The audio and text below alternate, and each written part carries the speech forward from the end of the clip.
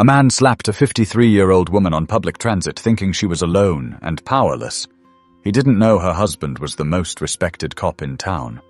It had been one of those days, the kind where everything runs late and nothing runs smooth. By the time Vanessa Kirkland stepped onto the Blue Line platform in downtown Sacramento, her heels were pinching, her back was sore, and she was 2 missed calls behind on her way to the train. It was nearly 6:15 p.m., and the sun had already started dipping low behind the old courthouse building. She glanced at her phone but didn't check the notifications. Not tonight. Vanessa was 53, sharp-minded, warm-voiced, and known for wearing 2 things without fail: her silver-framed glasses and her patience. She worked as a lead advocate at a non-profit legal center. Long days, emotionally draining cases, paperwork that never stopped. But she wouldn't trade it. Helping people, especially families stuck in a system they didn't trust or understand, was something she considered a responsibility, not a job. As the train pulled in, she stepped inside and scanned for a seat. Not much space. She spotted a half-empty row near the middle and eased down with a quiet sigh, setting her tote bag beside her. It was mostly quiet. People on phones, headphones in, scrolling away. Across from her sat a teenager in a school hoodie, chewing gum and watching something with the volume a little too high. 2 seats to her left, a couple of nurses still in scrubs chatted softly in Spanish. Nothing unusual. The train moved. Vanessa leaned her head back and exhaled. She thought about dinner, probably just leftovers. Maybe she'd reheat that lentil stew. Or maybe just cereal and a long bath. Her mind drifted. But then came the voice. Loud, fast, and smug. Hey! Yo lady, let me ask you something. You always dress like you got a court date? She didn't move at first. Just opened her eyes slowly. Across the aisle, a man had gotten on at the last stop. Mid-20s, tall, wiry, and loud. Wore a sleeveless hoodie and had headphones around his neck like a prop. He was looking straight at her, grinning. Vanessa blinked once. Didn't say a word. He leaned a little closer. Nah, I'm serious. You sitting up here like you running for mayor or some shit. Got the whole church outfit on. Look at you. The teen nearby snorted a laugh. The man puffed up, encouraged. You got somewhere important to be, Miss Lady. Still, she said nothing. She adjusted her glasses, kept her chin up, and turned her head slightly to the window. But he wasn't done.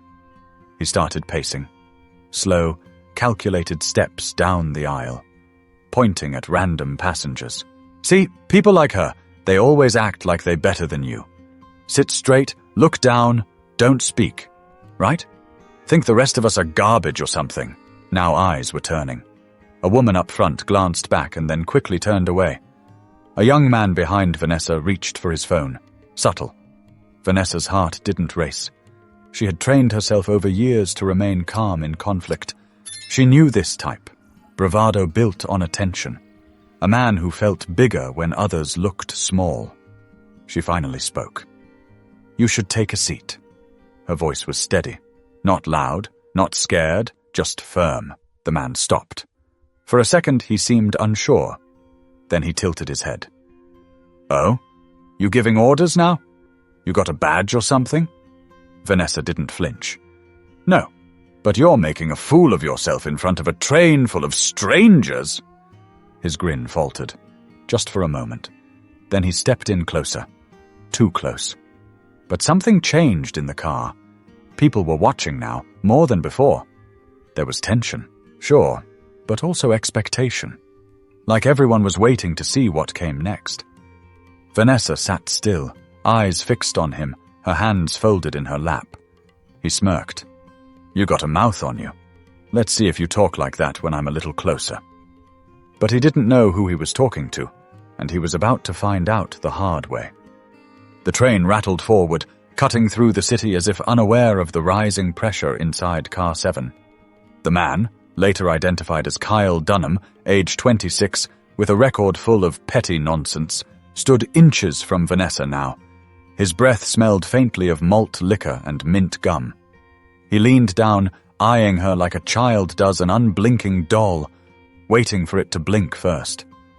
She didn't. "You one of those strong, independent types, huh?"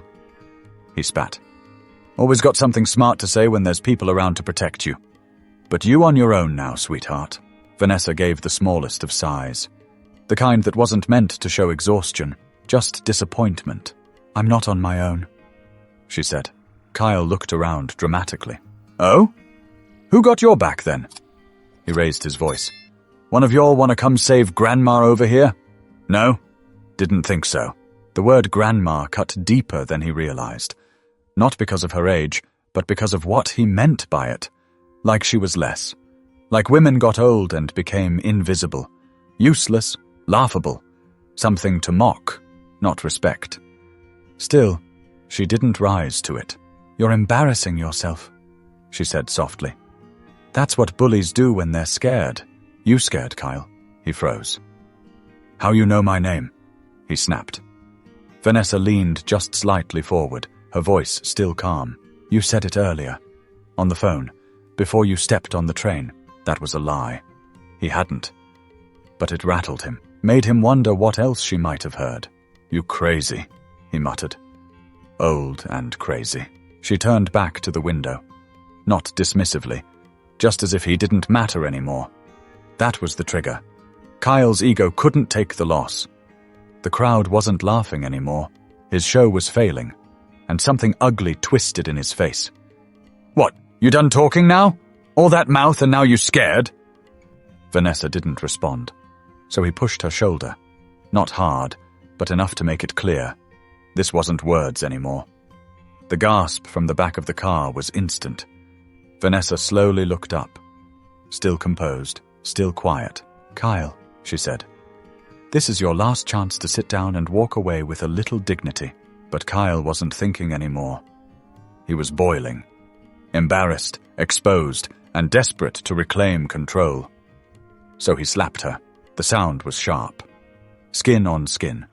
Her glasses shifted. Her head tilted slightly from the impact. Gasps turned into noise. People standing, phones lifting. Someone yelled, "Yo!" from the back. And Vanessa just blinked, then sat still again. She slowly adjusted her glasses, tucked a loose lock of hair behind her ear, then looked straight at him. "You just made a big mistake." Kyle, for a moment, looked unsure. His hand was still raised, his breath shallow now.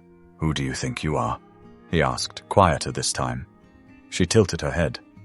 "You'll find out soon enough." 2 rows away, the young man who had been quietly recording suddenly stood up and walked to the back of the car. He had seen something in her eyes, something not shaken, not afraid. It made him move.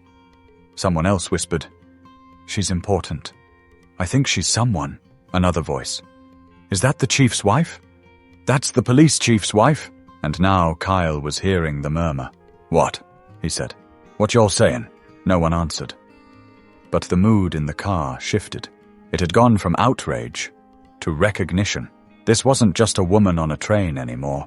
This was somebody. Vanessa stayed still. Her cheek stung. Her hand trembled just a little in her lap. But she didn't let it show. Instead, she reached for her phone, opened a text, typed 5 words. "Call me when you can. Sent." Then she looked back up. Not at Kyle, but at the doors. The train was 1 stop away from Curtis Park Station, and that was all the time he had left. Curtis Park Station was less than 2 minutes away now, but for everyone inside that train car, time started to stretch. Nobody was talking anymore. Not really. There were whispers, murmurs, yes, but it was different now. Focused. Heavy. Kyle could feel it. He didn't like it. He stood in the center of the aisle like he had something left to prove, but his eyes darted more now. He looked at the passengers who wouldn't meet his gaze. He looked at the people filming and hated that they weren't laughing. They weren't scared of him either. Not anymore. "Man, y'all trippin'," he muttered. "She started it, trying to act all high and mighty." No one responded. Across from him, Vanessa had shifted her tote back onto her lap. Her fingers were wrapped tightly around the straps, her thumb brushing over a small, stitched corner, back and forth. She wasn't scared. But that didn't mean she wasn't angry. She was. The kind of anger that doesn't shout. The kind that waits. The kind that's earned. Her cheek still burned. The imprint of his palm hadn't faded. But she didn't touch it. She kept her posture straight, shoulders squared.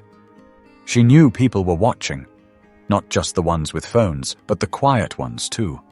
The ones who had seen things like this happen before and never known what to do. Now they were watching her. And so was Kyle. "You think you're better than me," he hissed suddenly. "That's what this is. You people always act like you're too good."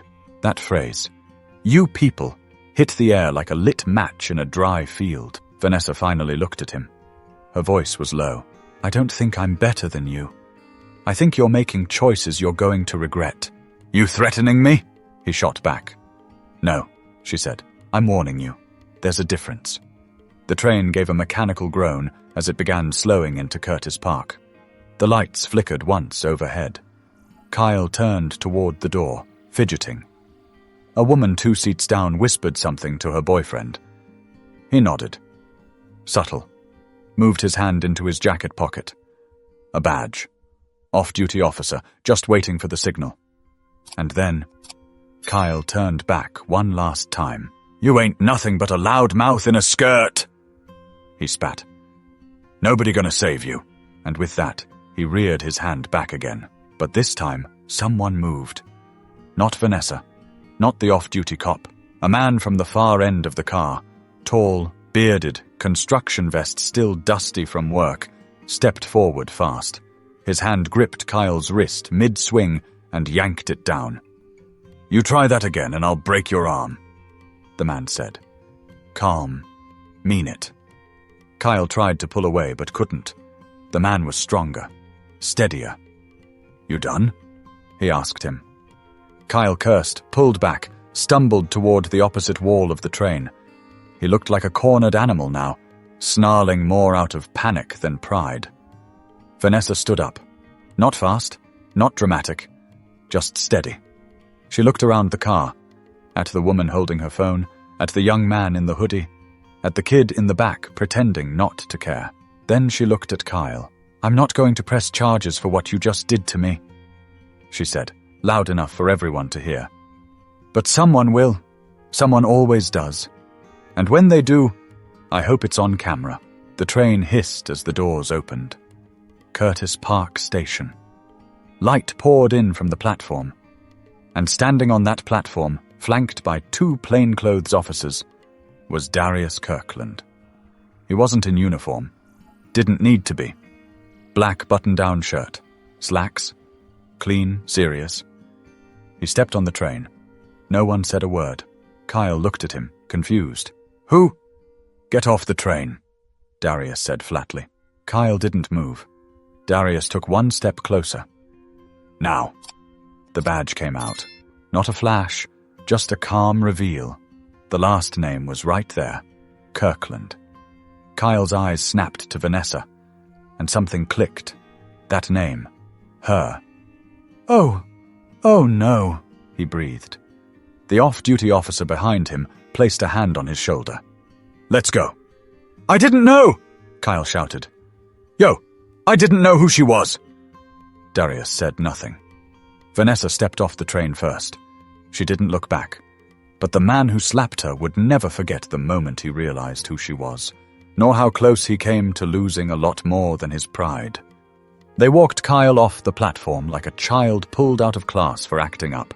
But this wasn't school, and there'd be no note sent home. The train pulled away behind them. Vanessa kept her stride smooth, even. Darius walked beside her but didn't say much. He didn't have to. His jaw was tight. Not out of rage, but restraint. Years of policing had taught him when to raise his voice, and when silence did the job louder. Behind them, Kyle was being sat on a bench near the platform stairs. He was breathing heavy, eyes wide now, still in disbelief. A plainclothes officer stood nearby, keeping watch without much expression. Vanessa slowed her pace and finally spoke, her voice barely above a murmur. "I'm okay." Darius looked at her, eyes softening for the first time since he stepped on the train. "I know you are," he said. "But I'm not." He paused. "I watched that whole video before I got here. First text that came through was from Naomi Simmons. Remember her? From Housing Court?" Vanessa nodded once. "She saw it happen in real time, sent it to me with just 4 words. 'Is this your wife?'" Vanessa let out a breath that sounded half like a laugh, half like tired relief. "You should have seen the kid in the 3rd row," she said. "He tried to make himself invisible the moment that boy started getting loud. Looked just like Darren when he used to pretend to sleep to avoid chores." Darius chuckled.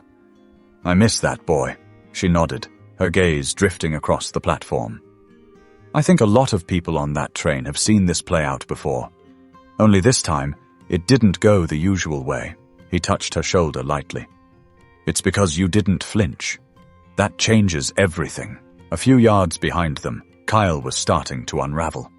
Not from guilt, not yet, but from fear. The fog was clearing, and the man he slapped was standing right there, shaking hands with law enforcement, while his own hands were tucked under his thighs, like a kid trying not to get scolded. One of the officers leaned over and said something to him. His response was sharp, too loud. "I didn't even hit her that hard." Darius heard it. He looked at Vanessa, his eyes still calm. "You mind if I handle this part alone?" She nodded. "I trust you."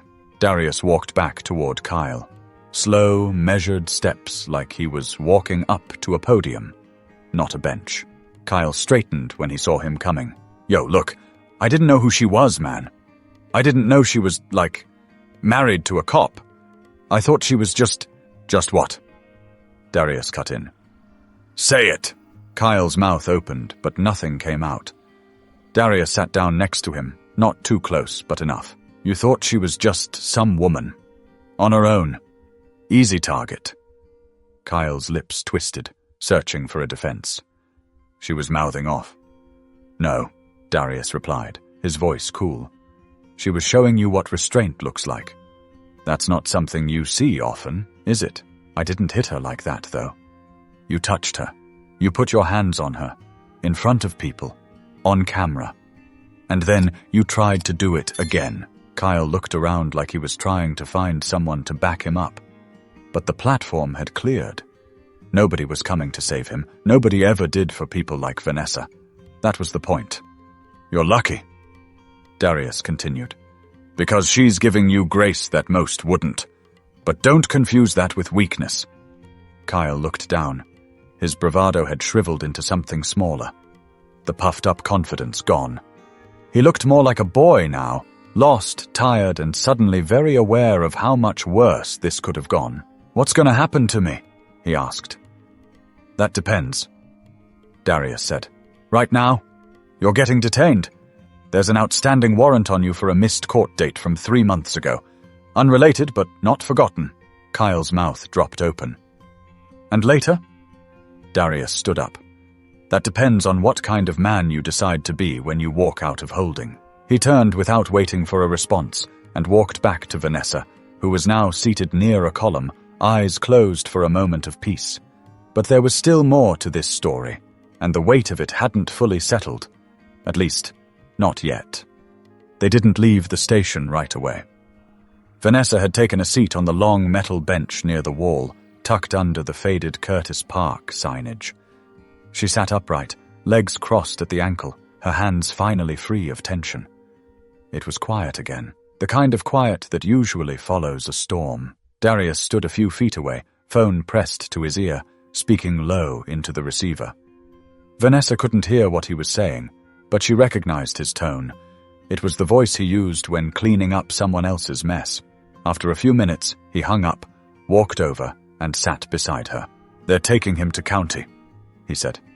"He's not being charged yet for the slap. Not unless you say the word." Vanessa didn't answer immediately. She wasn't being coy. She just needed a moment to weigh what mattered most.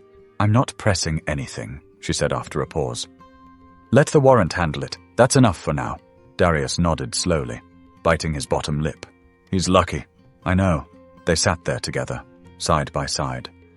People moved past them on the platform, some throwing glances, some whispering as they recognized her from the videos that had already started circulating. Vanessa had gone viral before. Not like this, though. Usually it was clips from her speeches at city forums or housing events.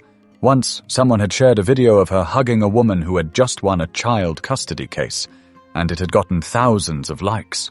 But this was different. Now she was the woman on the train. And her face, still marked faintly where Kyle's hand had landed, was spreading across timelines and news feeds in real time. She knew what was coming. Comment sections, hot takes, outrage, debate. Some people would call her a hero, others would call her soft for not retaliating. Some would find a way to blame her. Darius broke the silence. Remember that speech I gave last week? About dignity, public space, and consequence? Yeah, she said. I was in the front row. I said every citizen deserves to move through their city without fear. That is the baseline, not the luxury. She nodded. He went on. When I said that, I was thinking about everyone. Kids walking to school, grandparents catching the bus, teachers, nurses, grocery clerks. I wasn't thinking about you. I know, she said gently. And I hate that I wasn't. Vanessa turned to him. Don't do that. He looked down. You should have never been in that situation. She gave a short laugh. You think I haven't been in worse? His eyes lifted. I've lived 53 years in this skin, Darius. On this earth, in this body. I've been followed, yelled at, disrespected, dismissed, talked over. Today just happened to be on camera. He didn't smile, but he understood. You were always tougher than me. No, she said. I just have more practice. Behind them, a train screeched into the station. Different car, different passengers, same city. A young woman in scrubs approached cautiously, her eyes flicking between them. Excuse me, Mrs. Kirkland? She asked. Vanessa turned. Yes? I just wanted to say thank you for how you handled him, for not lowering yourself. Vanessa stood, extended her hand. What's your name? Rosa. I'm a nurse at St. Joseph's. You had a long shift? She smiled faintly. Double. Vanessa nodded. You take care of people all day. Thank you. Rosa seemed surprised by the return of Grace. She gave a shy nod and walked off. Darius stood up beside his wife. Let's go home. But Vanessa didn't move just yet. She took one final look around the platform, the train tracks, the benches, the signage, the people coming and going like none of it had happened, like time had pressed play again. I'll ride the train tomorrow, she said. You sure? Yes, and the next day, and the next. I won't be pushed into silence because someone doesn't know who I am. Darius placed a hand gently on her back. But as they left the station, neither of them knew how far this moment would ripple beyond that train car, until the headlines hit. By the time they reached their home in Southland Park, Vanessa's phone had buzzed more than 20 times. Darius's had gone off nearly as much. Friends, journalists, colleagues, people they hadn't heard from in years suddenly remembered their numbers. She let most of them go unanswered. The story had already made it to the local news by 9:00 p.m. One outlet titled it, Community Leader Assaulted on Light Rail, Suspect Apprehended at Station. Another went with something more theatrical. Slap on the train sparks debate over civility and race. But the video clips were what traveled fastest. 16 seconds, shot vertically, posted by someone who'd been sitting 3 rows back. It caught Kyle's words, Vanessa's utterance, the slap, and the moment she looked him in the eye afterward, like nothing he did could shake her. Within hours it had passed 100,000 views, then 200, then 500,000. Every comment had an opinion. Some were praising her restraint, some were asking why no one else stepped in sooner. Some, as always, found fault. Darius sat on the edge of their bed, scrolling through headlines, jaw tense again. Vanessa came in from the bathroom, face clean, hair wrapped. You need to put that down, she said. He looked up. I keep reading these comments. People dissecting what you should have said, what you didn't say. Like you were performing. That's the internet. I know. I just hate seeing you turned into a symbol. She raised an eyebrow. That's been happening since I was 13. First time I got followed around in a drugstore just for wearing lip gloss. I stopped being just a girl that day. Darius sighed. I know. I just wanted you to have some peace. I had peace, she said. I still do. That boy didn't take anything from me. If anything, he gave me a platform to say what I've always believed. He looked at her, waiting. That no matter who you are, respect is not earned by yelling louder or hitting harder. It's shown in how you treat people who owe you nothing. She sat beside him, pulled the phone from his hand gently, and set it on the nightstand. You remember what you told the academy class last spring? She asked. Which part? We don't train for revenge. We train for response. Darius chuckled softly. I stole that line from my grandfather. Well, you gave it life. It's the same reason I didn't react with fists today. You handle things when they come to you, not the way people expect, but the way they need to be handled. A pause. You saw how many people were watching. She continued. If I had snapped, it wouldn't have been about him anymore. It would have become a whole different story. Darius nodded slowly. You're right. Just then, a new message lit up Vanessa's phone. This one wasn't from the media. It was from the mother of a high school student she'd represented 6 months earlier in a school discrimination case. She had defended him after he'd been suspended for what turned out to be a false accusation by a teacher. The message read, My son saw the video and said, That's Ms. Kirkland, she's real. I just want you to know how much you matter to people like us. Thank you for being who you are. Vanessa stared at the message for a long moment. Then she handed the phone to Darius without a word. He read it, exhaled, and for the first time that night, he let himself smile. You matter, he said. So do you, she replied. The next morning, as they sat side by side on the porch sipping coffee, a news van slowly cruised down the street. It didn't stop, but the camera inside pointed toward the house before continuing down the block. I think today's going to be busier than we planned, he said. I think every day is, Vanessa answered. She stood up, stretched, and picked up her tote bag by the door. You're heading in? Yes. They need me down at the center. We've got eviction hearings this week. I'm not taking a day off because of someone who can't handle a woman speaking with clarity. Darius stood too. You want a ride? She smiled. No, I'm taking the train. He looked at her for a long beat. You sure? I want people to see me there.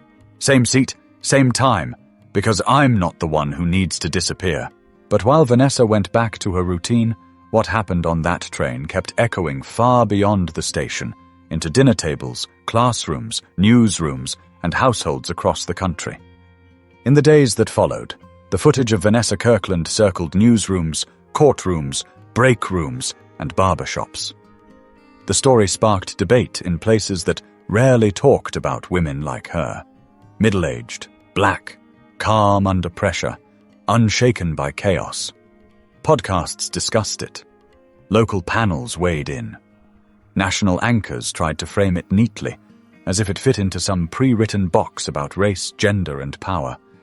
But nothing about it was neat. That's what made it resonate. And through it all, Vanessa kept showing up. Same train, same seat if it was open. Every time someone recognized her, a nod, a whispered thank you. Once an older man approached her just to say, I saw what happened, and I showed my granddaughter, told her, this is how you carry yourself in a storm. But she wasn't looking for praise. That's what made it stick. She'd been through storms before. The world just hadn't been filming. The city held a forum 2 weeks later. Public safety, transportation, law enforcement relations. The hall was packed. Darius was asked to speak. Everyone expected him to talk about crime stats and new patrol strategies. Instead, he told the story of the train. I wasn't there when it started, he said, standing at the podium. I wasn't sitting next to her. I didn't see the look in his eye or the way she stayed still while others stayed silent. But I was there when it ended. And what I saw wasn't just my wife.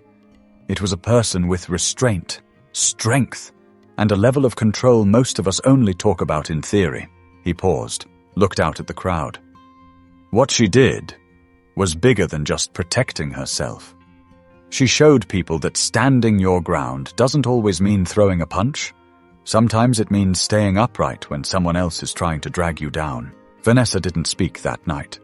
She sat in the second row, wearing a navy blazer and black slacks, hands resting on her lap.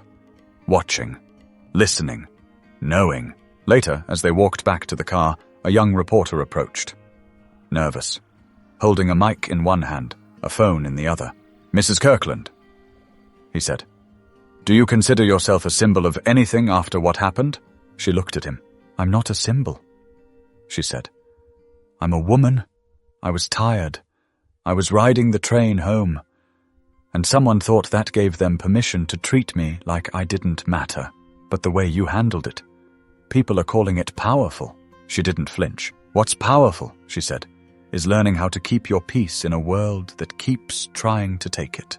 He started to ask another question, but she raised her hand gently.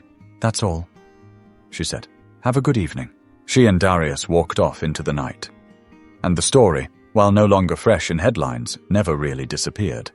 It lived in conversations between friends, in classrooms when teachers used it as a real-world lesson, in quiet thoughts held by people who remembered how they felt watching it happen, how it made them think about their own reactions, their own silence, their own dignity. Kyle Dunham was arraigned 3 days after his arrest. The court cited his prior charges and ordered a 30-day hold pending further investigation. Vanessa never showed up in court. She said what she needed to say already. The legal center where she worked saw a rise in support after the incident. Donations came in. Volunteers signed up. Some of them mentioned the video. Most of them didn't. They just wanted to be part of something that didn't rely on noise to be effective. And Vanessa? She never stopped riding the train. Because that train, for better or worse, became a moving monument to what dignity looks like in real time. In a world full of noise, people like Vanessa Kirkland remind us of something that's easy to forget. Real strength doesn't always shout. Sometimes it just stays seated, speaks calmly, and doesn't back down. Not because it wants to win, but because it refuses to disappear. If this story moved you, made you think, or reminded you of someone you know, share it. Subscribe for more true-to-life stories like this one, where quiet power speaks louder than violence, and justice comes in more ways than one. Because you never know who you're sitting next to on the train.